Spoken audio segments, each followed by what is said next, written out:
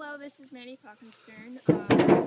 Today's presentation is going to be about showmanship. Right now I'm going to show you how to do basic showmanship using my Cochin rooster. So the first thing you want to do in showmanship is you want to put your bird in the cage, and normally there would be a cage here, but in this case I'm just going to sit the bird on the table. And you want to make the bird pose, and he might not do this very well because there's a dog in the background, but you want to step back, and then when the judge motions for you, you always want to make sure to turn him head first out of the cage and then pick him up with your hand. Okay, so the first thing in showmanship you want to check is the eyes. You want to check the eyes for blindness. If he blinks, he's not blind. He blinked, so he's not blind. Next, you want to make sure the eye color is the correct eye color for your breed, and it is. You could also check for bleaching around the eye ring. Next, you want to check the comb. You want to check the comb for any rips, tears, or frostbite, and you also want to note the type of comb the bird has.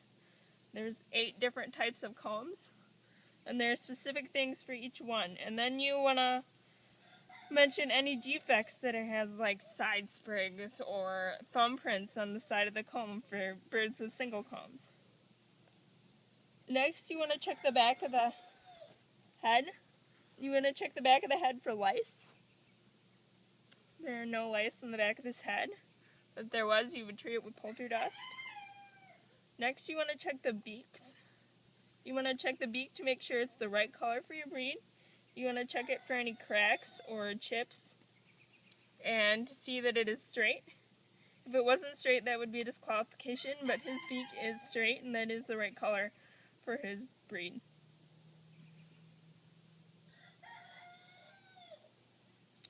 I forgot to mention the wattles. Normally it would go eyes, comb, wattles, back of the head, beak, but I'm just going to mention the wattles right now. The wattles are these tiny little things. You want to make sure that there are no rips on his wattles, and in this bird there is because he got into a fight.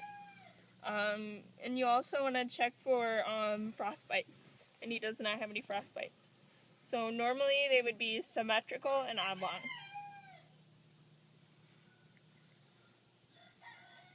Next, I would check the ears. I would check the ears for to see if they're the right color for my breed. This is also a hot spot if you have any lice on your bird, and he obviously doesn't have lice. And you notice the earlobes are red on this bird, which means they lay brown eggs if this were a hen. Then I'm going to check the hackle feathers. You check under the hackle feathers to see if there's lice. There's no lice under his hackle feathers. You also note undercolor. His undercolor is white, which matches the top coat, which is white. You could also note that the rooster's hackle feathers are pointed and the hen's hackle feathers are rounded. Next, I'm going to check the back for straightness, and you check the width and the length of the back. His back is straight. If it wasn't straight, that would be disqualification. After that, I'm going to check the tail.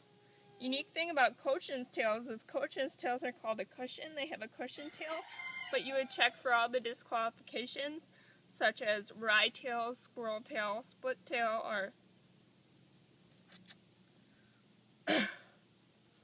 having the tail feathers all be the right color. And they are.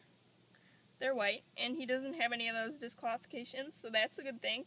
He also doesn't have bunny tail, which is a unique disqualification for Cochins. Normally on a bird, just with a normal tail, you would want to make sure the tail is angled like a teepee, or it was 90-degree angle. Okay, I'm going to flip this bird over, and I'm going to check under the tail to the vent. And the hen, I would check the vent, see if it was laying.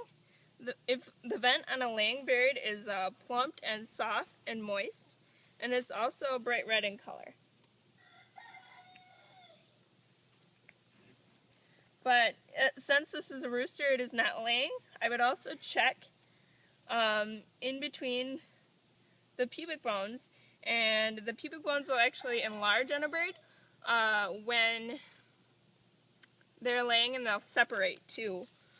Usually on a laying hen you can fit 2 to 3 fingers in between the pubic bones on a bird, and that's how you can tell they have larger abdominal capacity and they're laying. Next, I would just check the abdomen to make sure it is soft and moist, and that bird would be laying if it were a hen. After that, I'm going to check the thighs on this bird. When I feel the thighs, this bird has no discernible meat quality whatsoever. That's because it's an ornamental bird. You can have standard birds that are dual-purpose birds that are meant for meat and eggs, but this is just an ornamental breed, so it has no meat quality. The next, I'm going to check the shanks. I'm going to make sure the shanks are the right color for my breed. On a non-feather-legged breed, you would check to make sure it was the right color, which for this bird is yellow. You would also check for leg mites, which are denoted by the raised scales on the bird. This bird might have a little issue with leg mites. You can treat that using mineral oil.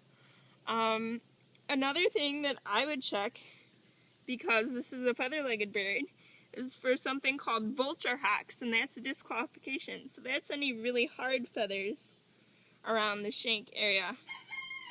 That's a disqualification except for one bantam breed, and that's a sultan.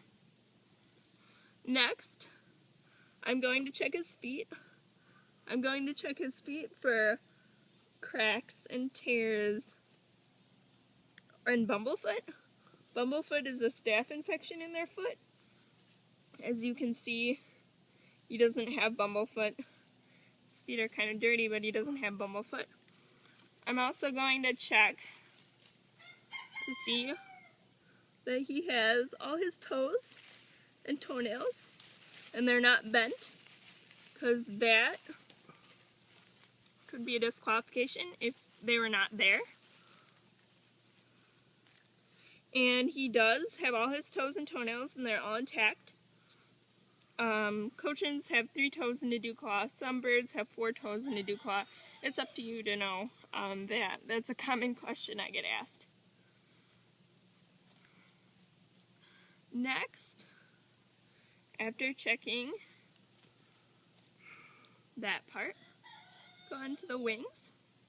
You spread out the wings and you make sure they have all 10 primary and 10 secondary feathers. You'll notice that this bird is molting, so he has less of his primary and secondary feathers